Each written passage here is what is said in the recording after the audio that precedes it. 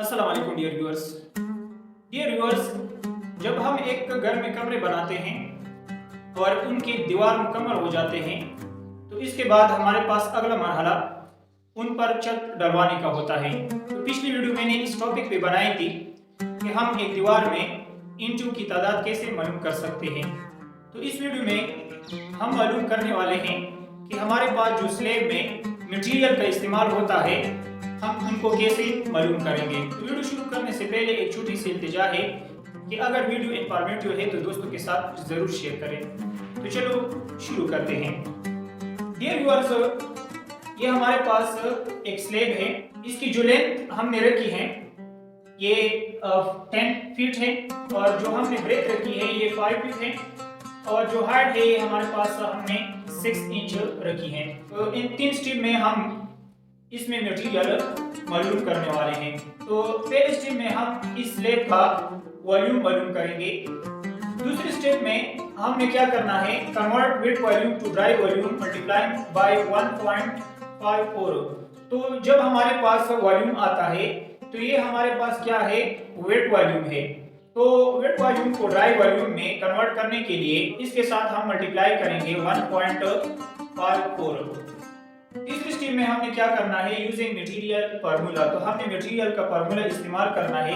Material का formula हमारे पास है ratio of material divided by sum of ratio multiply dry volume. क्योंकि हमारे पास इधर रेशियो है 1:2:4, तो ये रेशियो का इस्तेमाल हम M15 ग्रेड के लिए करते हैं। तो इसमें 1 का मतलब होता है सीमेंट, 2 का मतलब होता है सैंड और 4 का मतलब होता है एग्रीगेट। ठीक है ना। अगर हमने एक सीमेंट की बोरी का इस्तेमाल करना है तो उसमें हम 2 बोरी का यानी सैंड का इस्तेमाल करेंगे। इसी तरह 4 बोरी का इस्तेमाल हम एग्रीगेट का करेंगे। ठीक है ना। तो चलो पहले स्टेप से हम शुरू करेंगे। तो पहला स्टेप हमारे पास है वॉल्यूम। तो पिछली वीडियो में मैंने आपको बताया था कि वॉल्यूम हमारे पास किस चीज का बराबर होता है, लेंथ ज़रबे हाइट, सॉरी इधर मैं ब्रेथ लिखूंगा, लेंथ ज़रबे ब्रेथ ज़रबे हाइट। तो इधर हमारे पास लेंथ कितना है, 10 फीट है और ब्रेथ हमारे पास है 5 और हाइट हमारे पास है 6 इंच। तो पिछली वीडियो में मैंने आपको बताया था कि जब हमारे पास कोई वैल्यू इंचों में आती है तो हम इस वैल्यू को फुटों में कन्वर्ट करेंगे। तो फुटों में कन्वर्ट करने के लिए मैंने आपको ये भी बताया था कि एक फीट में हमारे पास 12 इंचेस होते हैं। तो हमने क्या करना है, हमने जो इंचेस है इनको 12 पर डिवाइड करना है। तो इधर हमारे पास है 10 मल्टीप्लाई 5 है और जब हम क्या करने वाले हैं, 6 को डिवाइड करेंगे 12 पे। जब हम इन सारी वैल्यू को मल्टीप्लाई डिवाइड करेंगे कैलकुलेटर से तो हमारे पास वैल्यू आएगी, इधर मैंने ऑलरेडी किया है 25 क्यूबिक फीट। ये क्या हुआ, ये हमारे पास वॉल्यूम आया। इसके बाद स्टेप 2 की तरफ जाते हैं। तो हमारे पास स्टेप 2 है convert wet volume to dry volume multiply by 1.54। तो हमें क्या करना है, तो हम जो हमारे पास ये वेट वॉल्यूम है तो वेट वॉल्यूम को ड्राई वॉल्यूम में कन्वर्ट करने के लिए वेट वॉल्यूम हम क्या करने वाले हैं, वेट वॉल्यूम को मल्टीप्लाई करेंगे, यानी हमारे पास वेट वॉल्यूम कितना है 25 और ड्राई वॉल्यूम की जो हमारे पास निस्बत है ये 1.54 है, यानी 1.54 है। तो जब हम दोनों को मल्टीप्लाई करेंगे तो हमारे पास कितना आएगा, तो हमारे पास ड्राई वॉल्यूम आएगा 38.5 क्यूबिक फीट। ये हमारे पास क्या आया, ड्राई वॉल्यूम, पीवी यानी ड्राई वॉल्यूम। ठीक है।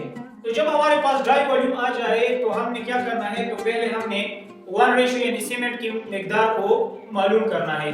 तो सीमेंट की मिकदार हमने कैसे मालूम करनी, यानी amount of cement is equal to, इसी फार्मूले का इस्तेमाल करने वाले हैं हम। तो रेशियो ऑफ मटेरियल का रेशियो हमारे पास 1 है सीमेंट का और डिवाइडेड बाय टोटल रेशियो हमारे पास 7 आता है, 1 + 2 + 4 = 7 और multiply dry volume 38 point, dry volume हमारे पास है 38.5। तो इससे हमारे पास आता है कितना 5.5 क्यूबिक फीट। ठीक है, हमारे पास जो सीमेंट की मिकदार है ये बैग्स की शक्ल में होती है, तो हमें क्या करना है, इसको बैग्स में कन्वर्ट करना है।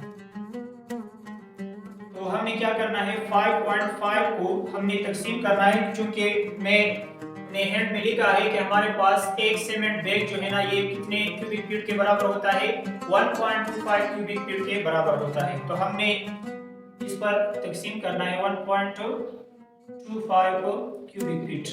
इससे हमारे पास कितने बैग आएंगे, तो इससे हमारे पास 4.4 बैग्स आएंगे। और पिछली वीडियो में मैंने आपको समझाया है कि जब हमारे पास पॉइंट आ जाए तो या तो हम व्हील को कम कर सकते हैं या ज्यादा कर सकते हैं, क्योंकि हमारे पास बैग्स है।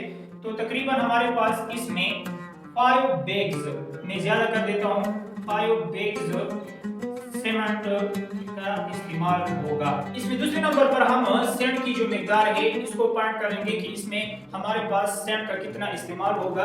तो हमारे पास वही फार्मूला है, तो इधर हमारे पास हम लिखेंगे सैंड या amount of sand is equal to, हमने क्या करना है, सैंड की रेशो हमारे पास 2 है और टोटल रेशो हमारे पास 7 है, और हमारे पास ड्राई वॉल्यूम जो है ना ये 38.5 क्यूबिक फीट है। तो इससे हमारे पास सैंड की मिकदार आ जाएगी।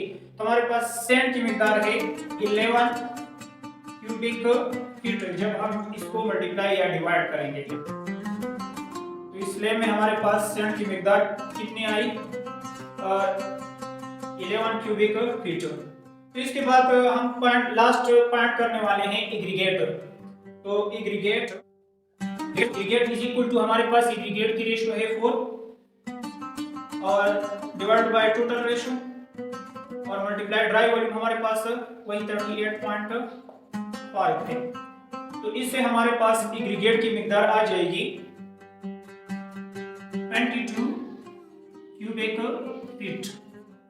तो दोस्तों हमने एक स्लैब में मटेरियल की मिकदार को मालूम किया, और इंशाल्लाह इस वीडियो को देखने के बाद आप भी इस काबिल हो जाएंगे कि आप खुद एक स्लैब में मटेरियल की मिकदार को मालूम कर सकोगे। अगर वीडियो इंफॉर्मेटिव है तो दोस्तों के साथ जरूर शेयर करें और मजीद वीडियो के लिए हमारा यूट्यूब चैनल सब्सक्राइब करें। शुक्रिया।